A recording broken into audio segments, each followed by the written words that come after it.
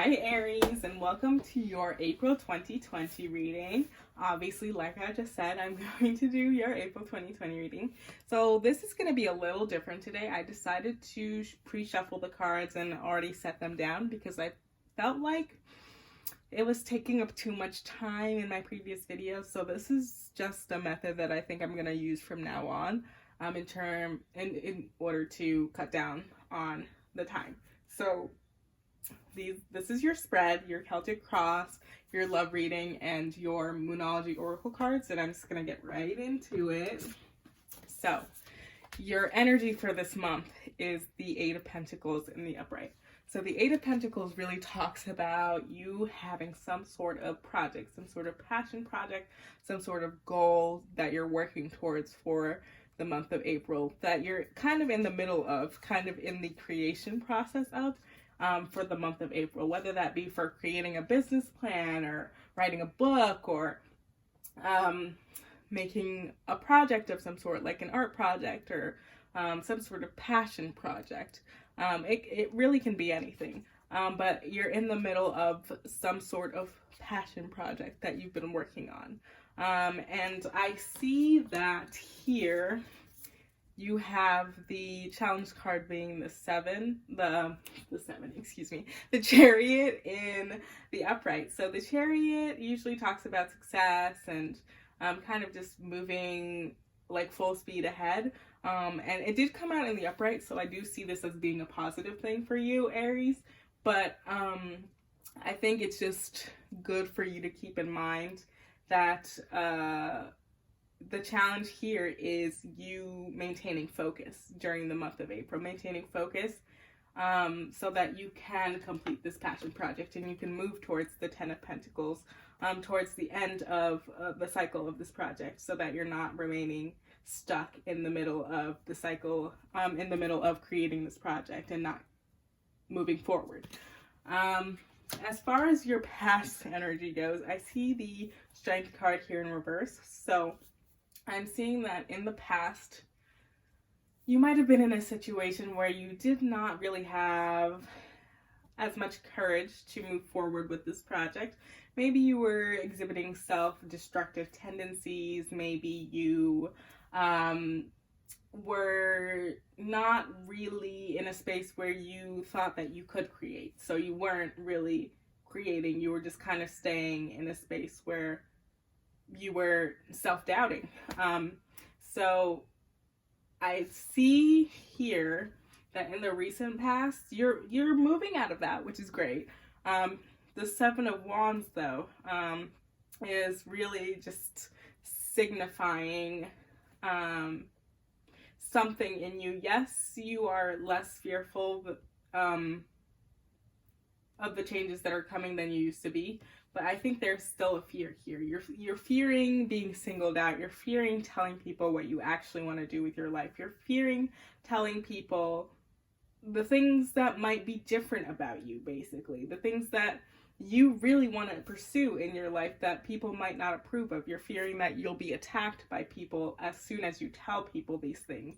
And you just kind of want to create inside your bubble, which is fair. But you don't really want to tell anybody at this point in time because you think that people are going to try to talk you out of it.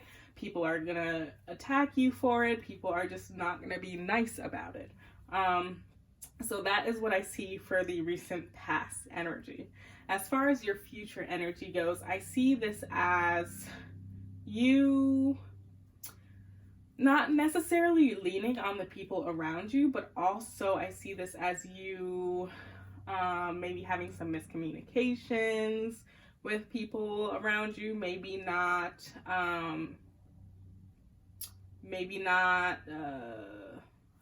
maybe, let me get my mind in check, maybe not really seeing the value of yourself in these sorts of relationships that you have. Now this is future energy. Let me look at immediate future energy over here, and things over here to get a better picture of the Three of Cups energy over there.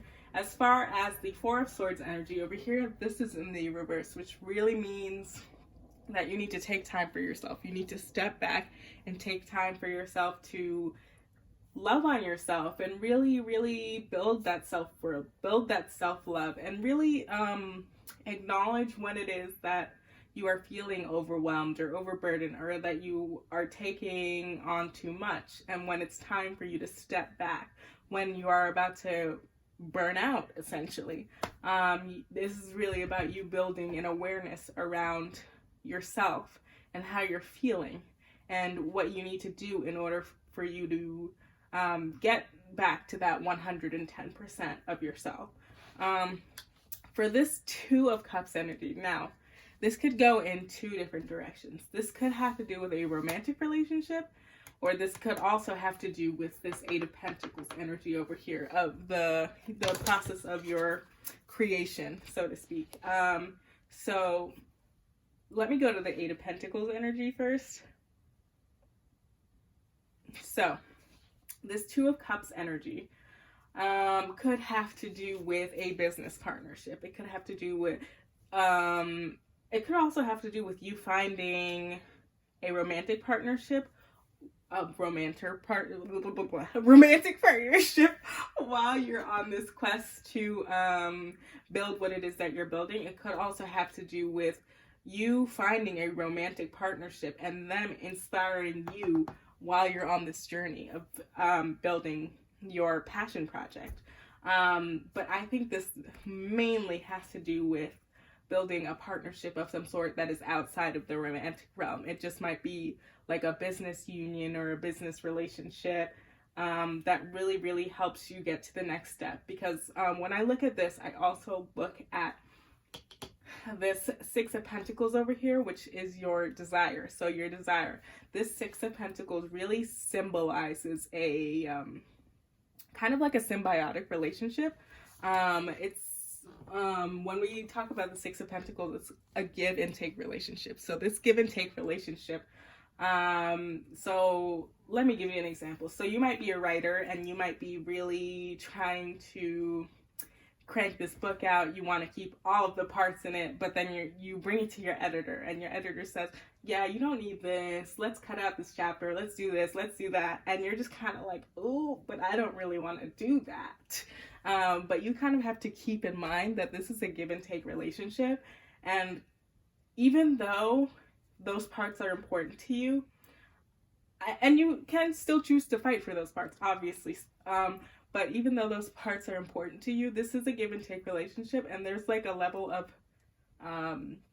kind of a symbioticness. Is that even a word? I don't think so. But there's a level here of you both looking out for each other. And even though it might be difficult to get rid of that chapter, to get rid of that part of your book that you think is important for the readers, it is important for you to keep in mind that there is a symbiotic relationship here, and they're here to help you. They're not here to hurt your career. They're not here to hurt your passion project. They're not here to hurt your wanting to open a restaurant. They're not here to hurt your art flow, whatever it is that this Eight of Pentacles energy might be that you're moving towards, that you're creating, that you're really creating so that you can build abundance in your future and build abundance in your life. They're there to help you.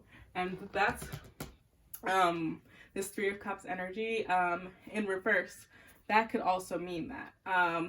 As far as this Three of Cups energy when it comes to this Two of Cups energy, and this Two of Cups energy when it comes to your love life. Now, this Two of Cups energy over here has to do with you really, you finding a partner, you finding a new love, a true love, staying optimistic in your love life, and finding romantic feelings with this person. Now, this is in the upright, so I think that this is going to be a really great connection for you. I think that with this Three of Cups energy over here and this Four of Swords energy over here, that there are some things that you're going to have to keep in mind, or that your partner's going to have to keep in mind. And this could be for you, or this could be your partner's energy as well. So the Three of Cups energy over here really talks about you recognizing your worth, recognizing what you bring to the table in terms of your relationships. Now, as far as the partnership card goes, I'm thinking that this pay attention to the red flags here has to do with this. You realizing that you do have things that you bring to the table that are great, that your partner is going to appreciate, that are really going to help you build a bond with this person. And this pay attention to the red flags also has to do with this. You being able to recognize when it is that you need to take time for yourself to love on yourself, and when it is that you need to take time away, maybe from other people, maybe from feeling burdened by the things around you, so that you don't burn out, so that you don't feel overwhelmed, so that you don't feel like a mess, essentially. So I think that this is very important in terms of these two cards. But I do see very positive vibes coming to your romantic life, or if this person is not already in your life, then coming to your life in the future. And I do see this being a long-term commitment or a longer-term commitment. It may not be marriage, but long-term commitment. As far as this Page of Swords goes, let me back up for a second.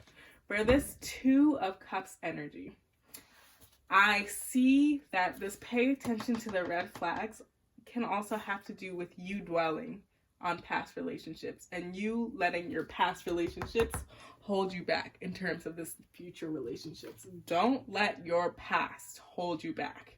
I know that you might have been through some hard times in the past. You might have been through some pain. You might have been through some hurt. Somebody maybe betrayed you, or something didn't work out the way you wanted it to. But you really do have to bring love into the situation. And you really have to stay optimistic. You have to stay optimistic while this is happening, because this is a very positive trajectory that's going to be occurring in your life. And you don't need to cause more stress than it's worth. You don't need to overburden yourself with these feelings because you are unsure. So you really do have to pay attention to that as well when it comes to this. And you have to surrender to the divine. Surrender to the divine. The divine wants to hand this man to you on a plate, girl. Come on. Let it go. Let it just be, in terms of your love life and in terms of what it is that you are building in the future.